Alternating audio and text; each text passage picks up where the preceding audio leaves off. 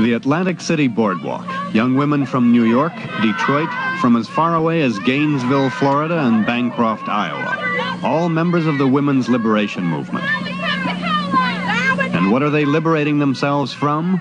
Brasiers and high heels. Female appurtenances that they think mark them as women who accept an ideal of femininity dictated by men. An ideal that somehow makes them slaves. And now many of the women who took part in that demonstration a year and a half ago have become radical feminists. Now they not only reject the casual trappings of what they see as their oppression by men, they want to transform the whole relationship between men and women. It's so creative, making cookies for your spouse. It's so creative, pushing mops around the house. I consider it a pleasure. A feminist repertory theater in New York City, a kind of political cabaret designed to show women the reality of their condition. It's so creative, making cookies, cookies, cookies, cookies, cookies. It's my natural habitat.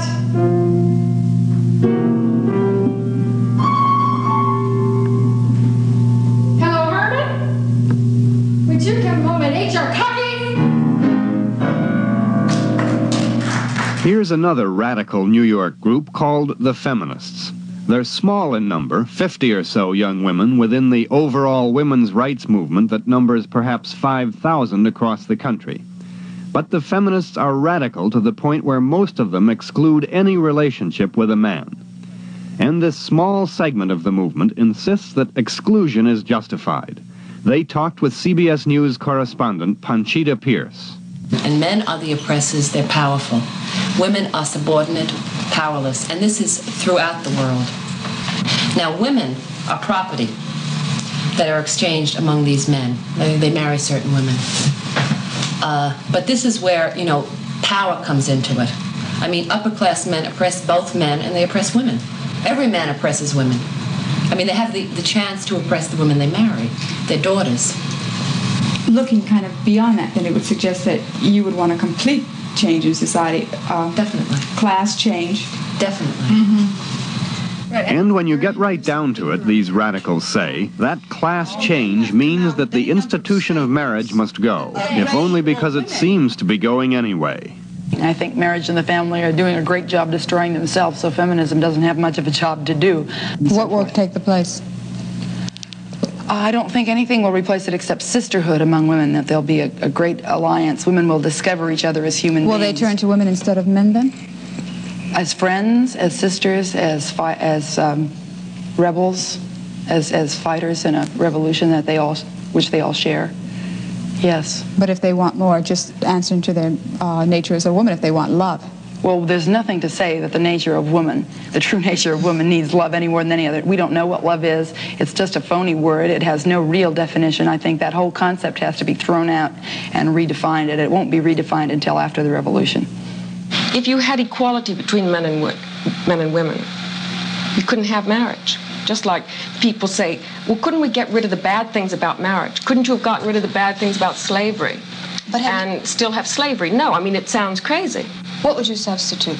Let's say... What do you substitute for cancer? It's not the same. Well, I think it is. What do you substitute for slavery? People tend to want to live without cancer. I'm not sure that all women would want to live without marriage. Even the moderates within the women's rights movement say that the revolution must certainly include the liberalization of abortion laws written by men, laws that keep women in bondage with children they don't want. To drive this point home, the feminist repertory theater turns the tables. A male character is made pregnant, so he can feel what it's like, and women doctors decide his fate. Maintain the pregnancy? How dare you make that statement to me? I dare. There is a human life involved, after all. Oh, there is a human life involved. You insane creature, I'm fully aware there is a human life involved. My human life. Shulamith Firestone, a member of another New York group called the Radical Feminists. She argues that women should not have to bear the burden of pregnancy, that there should be more research leading toward birth outside a woman's body, the so-called bottled baby. Pregnancy hurts.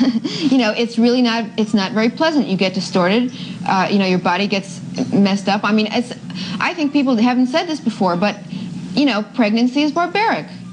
I think that if you have an option, you know, for artificial reproduction, it's going to make a tremendous difference in the kinds of institutions we have. That, of course, is one of the most radical visions of feminism. The moderates simply want equal pay and equal job opportunities for women, as well as repeal of abortion laws and more daycare centers for their children. So far, the women's rights movement has had one fundamental problem. Not so much to persuade men, but to convince the majority of American women that there is something basically wrong with their position in life.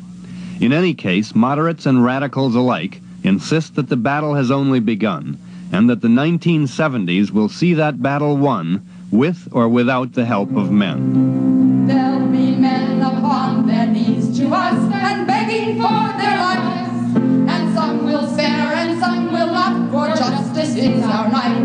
There'll be judo and karate and a rifle for each wife, for it's liberation time. Glory, glory, hallelujah. Glory, glory, hallelujah.